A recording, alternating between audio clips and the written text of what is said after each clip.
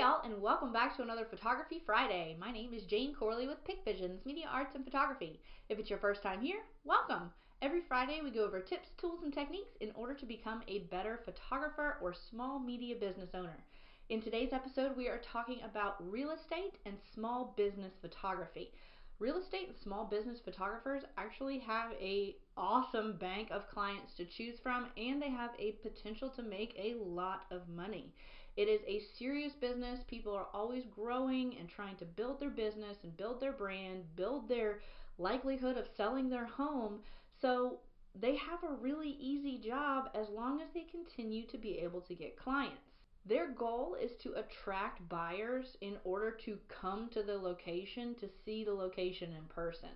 So their job is to build a brand around that new small business or in that new home in order for clients or potential buyers to come and visit it and see it in person. So their job is to make it look as beautiful, as welcoming, as inviting, as attractive as possible.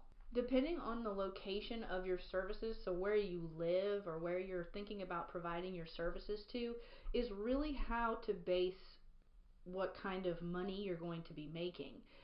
That is because the real estate market, the business real estate market, is different everywhere you go. It can either be done price by hour, it can be price by product. It has a lot to do with intellectual property. It has a lot to do with working with real estate agents and being able to positively affect their brand with your work.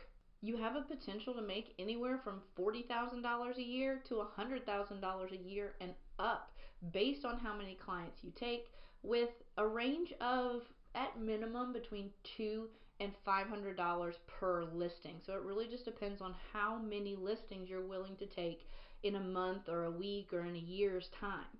I would start by building a brand small and really thinking on a month-by-month basis and setting a goal small and then working up to a 6-month period and a year-long period in order to build a successful business. Because if it's your first time doing real estate photography, there's a lot of things to consider.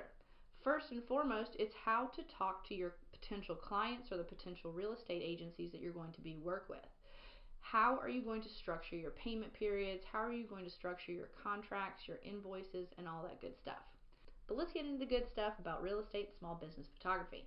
How to prepare your clients for your services. The home or the small business needs to be staged. What does that mean? It needs to have as much natural lighting as possible. So talk about time of day. Some real estate agencies or small business agencies selling real estate locations to small businesses, they want day and nighttime shots to give a visual vibe of what it's like day and nighttime. Because if it's a restaurant or a bar that's doing real estate photography or is needing real estate photography, they're probably going to want to show their clients what the party vibe looks like at night, what the environment looks like at nighttime when the majority of their business is going to be saturated. Whereas a home real estate, you can get pictures during the day and have an option for at night. You don't have to necessarily take photos of both day and night for real estate photography for home listings. So for home listings, taking it during the day in a bright sunny day with as much light as possible is the perfect environment. You want to have as much natural light on the outside and the inside of the home as possible. This gives an inviting feel. So make sure to have all of the window treatments open, all the blinds open so that natural light is shining in. But be aware of maybe pictures hanging on the walls that have that glass sheeting on top of them that create unwanted reflections. Paying attention to the details. Then staging the home. You want to have inviting vibrations all up in that home. So if you're taking pictures of the kitchen, maybe have a little coffee cup, a place setting, and a bouquet of flowers. Do not clutter up the space because every object within the real estate landscape needs to have a purpose. Have all of the soap dispensers off of the counters. Have the people that live there, their toothbrushes sitting on the countertops in the bathrooms, have those removed. Have any kind of towels or draperies or anything like that that does not add positive content to that image, have that taken away. You want to have clean countertops so that the viewer can see what the full countertop potential is. You want to have every item in the photo purposeful and with intention. This is for the inside of the home as well as the outside of the home, because with the outside of the home, the yard should be cut, the yard should be clean, the canopies and the trees should be raised. You should have good landscaping done on the house before you go and take photos. A stray leaf or a stick in the yard, that's easy to take out in post-production, but tools laying around or unwanted vehicles in the images, those are a lot harder. So make sure to translate to your client or to the real estate agency that you're partnering up with that the house needs to be staged, everything needs to be clean and photo ready before you arrive.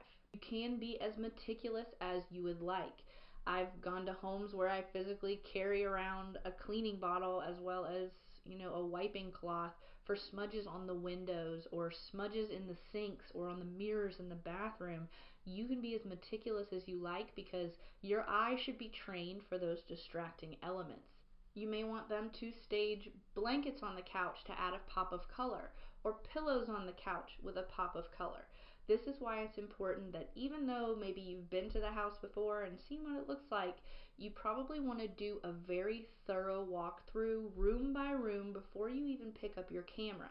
That way the owner of the home or the person that you're working with through the real estate agency can go ahead and make sure that those rooms are staged as attractive as possible before you get them to take the photos. It is all about creating a welcoming environment where someone can visualize themselves and their family or themselves and their future customers within that location. You want to create a perfect idea of what it's like to exist in that space, because when these images go on a social media platform or a real estate listing, that viewer is going to look at those photos and find them irresistible enough to actually come and see that location in person. So I touched on pricing your services a little bit earlier, but let's get into the in-depth cost and how you can price your services. You need to talk to your client on square footage, how many rooms are being shown, and what the turnaround time is. The location comes into play as well, especially if you have a large transportation cost. You also need to factor in your equipment cost as well as your insurance costs, because you're going to someone else's house and accidents happen, so you need to be insured as a real estate photographer just in case anything gets broken by accident. You also need to include any additional services. Are you doing a virtual video walkthrough as part of your collection as well? Are you offering 3D viewing of each room? Are you offering drone coverage as part of your services? Most of the time, real estate agency listings will do their own website copy, but this is also an additional service that you can place on your bill as well. A good place to start is your price per hour. Your price per hour does not include post-production. It's just the price of you bringing your physical body and your physical equipment to that location in order to perform a service. It is very important with this next item to make sure that you have clear communication with the person who is placing the listing. So talk to the real estate agency who is placing the listing and find out what the dimensions of the images need to be. Are they particular about landscape or portrait mode photography, something that's a vertical or horizontal aspect ratio? Find out that information, because some websites will not cater to vertical or will only do horizontal photos.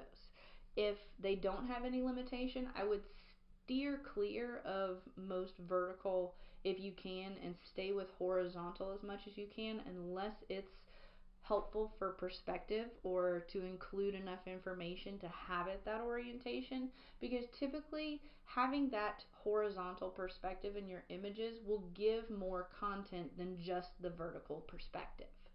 Make sure to have clear contractual agreements with how your intellectual property will be used.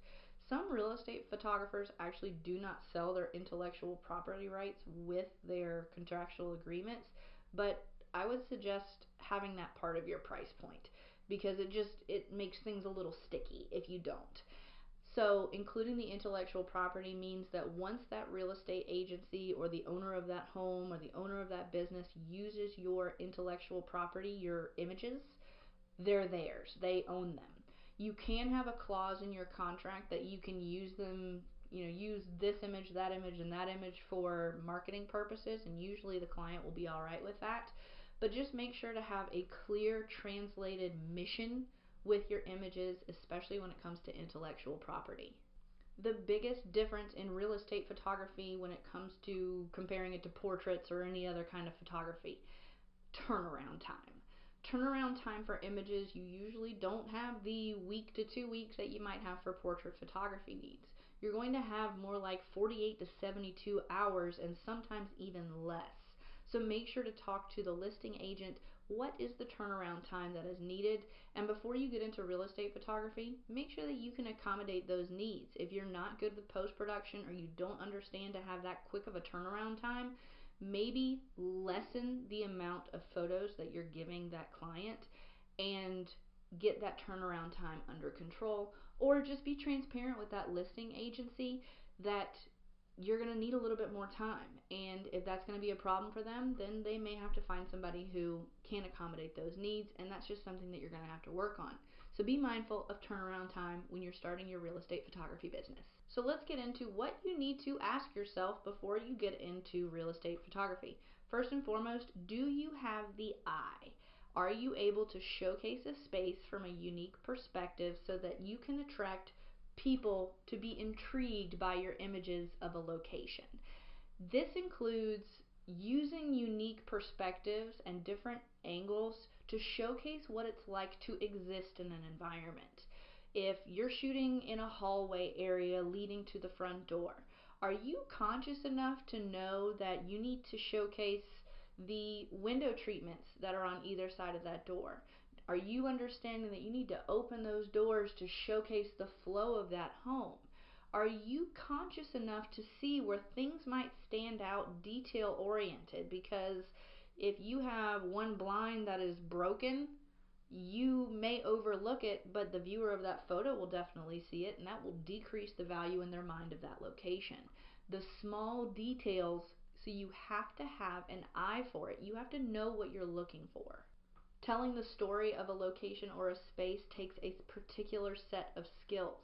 You need to be able to take the viewer or potential buyer on a tour of the home in the most positive lighting. So next, let's talk about gear. What kind of gear do you need for real estate photography? Have a DSLR camera. I would suggest in any kind of photography, shoot in RAW, period, point blank, shoot in RAW. If it's JPEG RAW, full format, JPEG RAW, whatever it is, shoot in RAW, period, point blank, no questions asked. You will thank me when the editing process comes to the editing process, because it just simplifies the process so much quicker. And speaking of turnaround time, you will logistically be able to accommodate that 48-hour turnaround time with shooting in RAW format. This DSLR camera will need to be a full frame camera with no limitations on the cropping within the camera. You will need to have at least 2 lenses. A wide angle lens is a must for real estate photography. You will need to have it, but be mindful of distortion. We'll get into distortion in just a few minutes. Your other lens should be a standard lens, 55 to 80 millimeter, just so you can have the different focal length options, you can have the different cropping options, and you have a little bit more flexibility about things to focus on and things to maybe crop out because they're distracting elements. Drones, do your research on drones. I actually have a Potensic drone that we use, and it's very, very successful for real estate photography.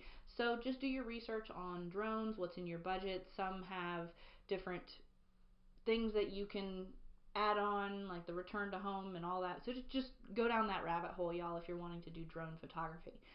Also have a 3-dimensional camera or a DSLR camera that has the ability to do video if you're wanting to add those services on your docket. So let's talk about the 2 types of distortion you need to be mindful of. First one is barrel distortion. Barrel distortion is where straight lines become curved lines through wide angle lenses. Perspective distortion is distortion where the natural viewing of what the normal eye would see is off. So it's going to be curved lines on the outside. It's almost like when you do a panoramic shot with your camera and things look jumpy and blurred and everything in the wrong places. So be mindful of the distortion when you're using your wide angle lenses, or when you're doing your panoramic shots, or when you're taking photos from unique angles that might not be favorable for distortion. Let's talk about the next must-have. It's pretty crucial to have them during real estate photography, which is your flashes. You can choose to have on-camera flashes, off-camera flashes, strobes, fill lights, whatever you choose to do. But whatever kind of lighting that you're using, the goal is to accentuate the highlights of the details. The highlights of the details meaning, if you have granite countertops in this home, you need to make sure that the granite countertops are well lit enough to showcase the different decorative details within that stone. If you're having a little breakfast nook, you need to showcase the window treatment, showcase the table, showcase what it's like to be in that space with the best lighting possible. You don't want to have unnatural reflections, you don't want to have unnatural glare, you just want to fill that room with light. That is the main goal, so that all of the details, everything can be shown and showcased. Umbrella lighting with reflective innards, so gold or silver reflectors inside of your umbrellas to really saturate those areas with light.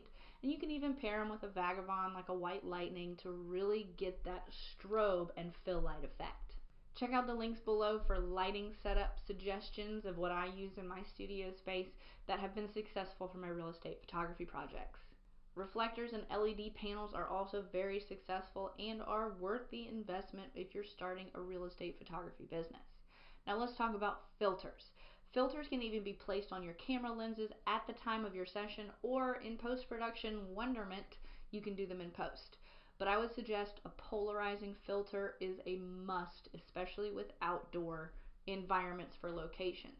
You want that to be evenly polarized without additional glare or just avoiding as much post-production as needed, because you want to get it as close to right in camera. The goal of polarizing filters is to give a more natural look without overexposing or oversaturating the image.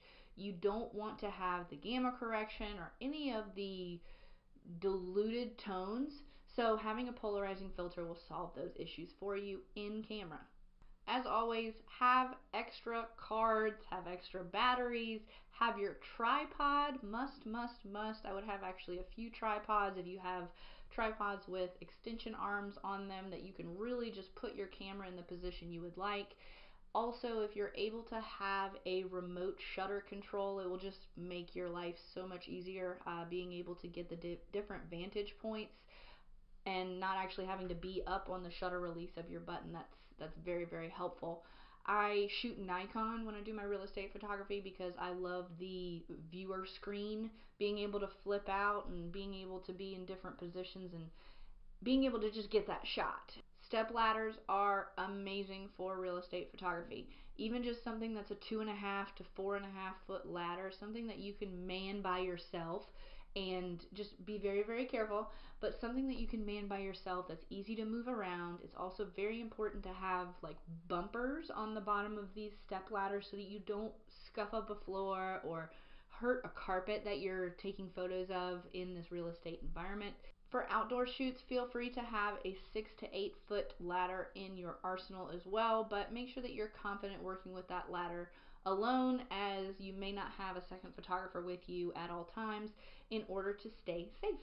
So let's talk about camera settings. What do you do inside your camera so that you can have a successful real estate location shoot? Shoot in RAW. Can't say it enough, shoot in RAW.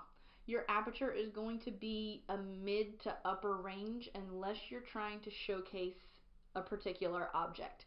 So if you're trying to showcase just these awesome sinks in this bathroom, maybe use a lower aperture, but I wouldn't go anything less than maybe an 8. Everything needs to be highly detail oriented. Everything needs to have as much information in it as possible. Your shutter speed should be somewhere about 1/60th to 1/2, and even slower if you need it, because you should have a tripod and a release shutter, or feel free to use a timer on your camera to not get any kind of lens shake. And having the ability to have a longer exposure time in your images will be able to give you as much light as needed in that photo in order to get the proper exposure. Your ISO should stay between 100 and 400. Do not go above 400 because you want a soft look in your images. The higher ISO you get, the more potential for grain and noise you have in your images. You want everything to be soft, you want everything to be clean and non-distracting. If you must make exceptions in your camera, make exceptions with shutter speed. Do not make exceptions with ISO, and do try to keep your aperture number high. Don't be afraid to take a test shot and use your light meters. Do your light meter testings before you go into a room, or at least just at minimum get your white balance right, because changing your white balance in post-production is easier said than done. There are a lot of filters that make it available, but to get an even lighting look across your images is difficult when you have a bunch of images you're working with. So when you're taking the images of your rooms, do not shoot from unrealistic angles. There is absolutely no reason why you need to put your camera in the absolute top corner right next to the ceiling to showcase looking down on the room. You want to show as much information in the room as possible. If you have objects that are blocking a viewpoint, then move around and get multiple shots so that every corner, every nook in that room is showcased. Do not chop off the legs of chairs. Do not chop off the tops of counters. You want to see all surfaces and all details on every object in the room. So do make sure to use interesting perspective and angles to create intricate and intimate environments. Make sure to use that real estate perspective eye in order to showcase the beauty of the inside and the outside of a home or a business location. Practice balanced and intriguing lighting techniques, and use the natural flow of every room, inside and out, in order to attract the viewer's eye. Good luck, fellow real estate photographers. I look forward to seeing your work. Please place in the comments below any tips or tricks you have for your fellow real estate photographers or aspiring real estate photographers. Put in the comments below any tips or tricks I may have missed, and what have you found struggles and successes with real estate photography? Do make sure to like this video if you learned something new, subscribe, and ring the bell if you have not done so already. Take a look at my other videos in this playlist in order to become a better photographer and more successful media business owner. Look forward to seeing you guys next week. I'm Jane Corley with Pick Visions, Media Arts and Photography. See you later, guys.